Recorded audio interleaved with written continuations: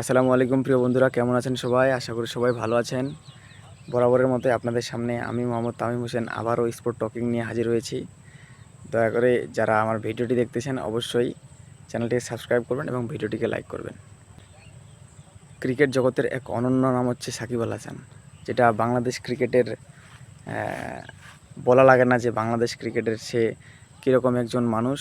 আর তার গত দিনের যে রেকর্ড, ক্রিকেট দুনিয়ার যে রাজত্ব, আজ তা বিশ্বব্যাপী ছাড়িয়ে গেছে।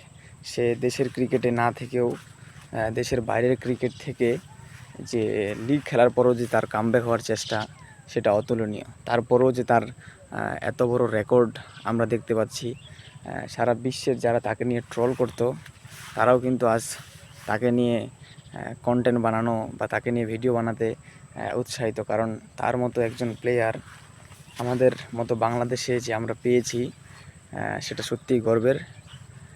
আসলে তার তুলনা হয় না, কারণ দেশের ক্রিকেটের সে একজন অমূল্য রত্ন।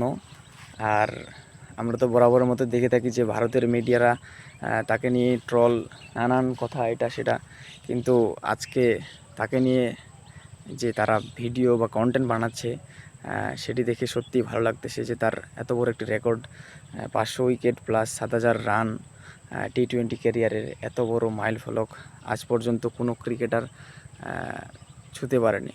সো সাকিব আল হাসানকে নিয়ে অবশ্যই আমরা গর্ববোধ করি। তার মতো একজন প্লেয়ার আমাদের মতো একটা দেশে আমরা পেয়েছি।